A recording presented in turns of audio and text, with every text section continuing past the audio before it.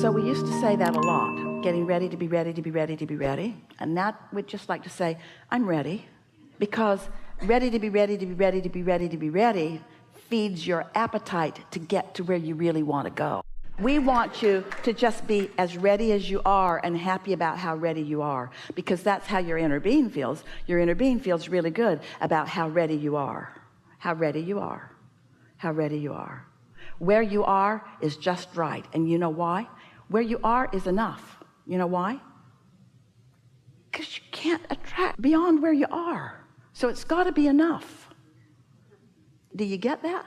It's got to be okay where you are, because you can't be other than where you are. And because your inner being is never judging you about being in a wrong place. So when you're unhappy about where you are, you know what the problem is? You're crossways of your inner being, who never ever says you're not where you're supposed to be. Did you get that? Here's another piece to this. You're right here where you can hear this, because we can feel you. You've come right along, because we've been talking about what you already know, and then we talk about what you already know. So you're right up to speed. Every one of you, you are knowing what we are knowing right now about this. So let's take it just one step further so that you can really feel benefit moving forward out of this day. A friend earlier talked about there's this perspective and this perspective and this perspective, and we teased and we said there are endless perspectives. So let's talk about some perspectives here. Just a really clean, clear, easy way for you to approach this moment in time, this moment in time, this moment in time.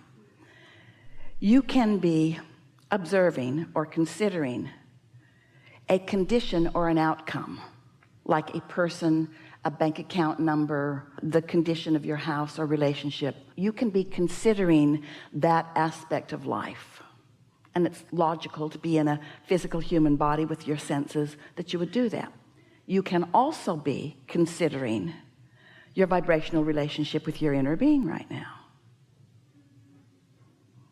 So if you start getting in the habit of tending to your vibrational reality rather than your manifested reality, can you feel the difference? Let's say that you hear a funny sound in your car and you worry that it's getting ready to break down. So you're focused upon a condition that you're having a response to. Naturally you would. But let's say that rather than responding to conditions and letting the condition evoke your emotional response, let's say you've decided to get out ahead of everything and you've decided to take charge of your emotional response. So you're looking at your emotional response rather than letting your emotional response be a knee-jerk reaction to a condition. Can you hear this? So you hear the funny knock, knock, knock in your car, and you start to feel a soft wafting of insecurity coming over you, but you don't let it take hold. Instead, you say, I have really good timing in my life and I can take care of this. You say, things always work out for me. You could even say, this has been a really stable vehicle. You could even say, everything works out well for me. You could even say, all is well here. You could say, there's nothing serious going on here. You could say, I am stable, I'm secure. And our point is that if you will stay there and focus there until you really feel that, till you really feel that, then the outcome will please you. We've said to Jerry and Esther as they were moving around in their monster buses, and even all of this lovely merry band that gets on airplanes and in the van that hauls all the equipment, they're moving around a lot from place to place to place to place to rendezvous with you, and they always get there. They always get there, and everything always turns out wonderful. And it isn't that there are not things that they have to deal with, but things always do turn out. And when you decide to know that, and you decide to acknowledge that, and you decide to let that be the dominant vibration that you're offering, then the current condition becomes less and less of a significant factor in your life experience. And that is such an important thing for this reason.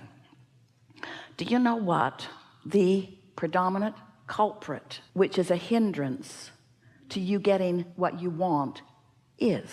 Do you know what the culprit or the hindrance to the more that you're asking for? Do you know what it is? It's what is. Because what is in a state of becoming more all the time. And if you are fascinated and so verbal about describing what is, then you're not allowing the universe to yield to you the new improved version that you've already asked for. So what step 5 really is standing in this place of understanding that it's always going to be changing, and it's always going to be more, and that the vibrational version is always an improved version of what is.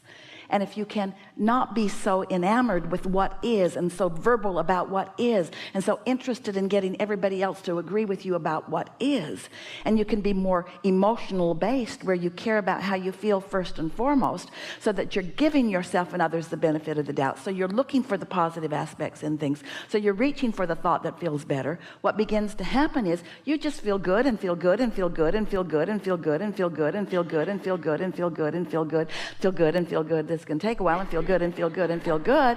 And others look at you and they say, why do you feel so good all the time? And you say, because I decided to. And that twists their brain into a knot. What do you mean?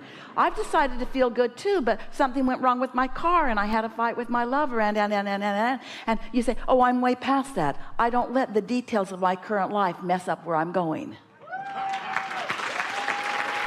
This is a really good time for a segment of refreshment. So good.